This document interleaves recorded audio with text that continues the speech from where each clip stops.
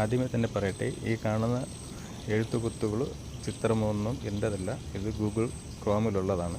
അതിൽ നിന്നെടുത്തിട്ട് എൻ്റെ ഒരു സംശയം അല്ലെങ്കിൽ എൻ്റെ ഒരു ചോദ്യമാണ് ഇതിൽ ഉന്നയിക്കുന്നത്. ഇസ്ലാമിക കണക്ക് പ്രകാരം ഏറ്റവും അവസാനത്തെ പ്രവാചകനായിരുന്നു മുഹമ്മദ് നബി.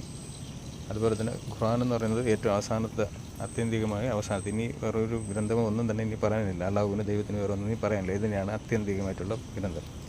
എൻ്റെ ചോദ്യം ഇതാണ്: ഈ ഇറാഹുകയിൽ ഏകനായി തപസ്സിൽ നീ അലിഞ്ഞപ്പോൾ ഖുർആനും കൊണ്ടതാൽ ജിബ്രീൽ അല്ലേ, ഏഞ്ചൽ ജിബ്രീലാണ് കൊണ്ടു കൊടുക്കുന്നത് ഈ അള്ളാഹുവിൻ്റെ സന്ദേശങ്ങൾ, അല്ലെങ്കിൽ അള്ളാഹു കൊടുത്ത സന്ദേശം എന്ന് പറഞ്ഞിട്ടാണ് കൊടുക്കുന്നത്. അപ്പോൾ ഞാൻ ചോദിക്കുന്നത്, ഈ ഏഷ്യയ്ക്കപ്പുറം ധ്യാനം ചെയ്യുന്ന മുറ അറിയാമെന്നുള്ള, ധ്യാന മുറകൾ അറിയാമെന്നുള്ള ആരെങ്കിലും ഉണ്ടായിരുന്നുവോ?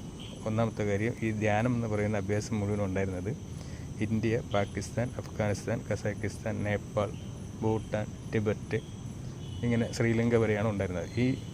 അല്ലെങ്കിൽ തന്നെ ധ്യാനം ചെയ്താൽ ദൈവത്തിനെ നേരിട്ട്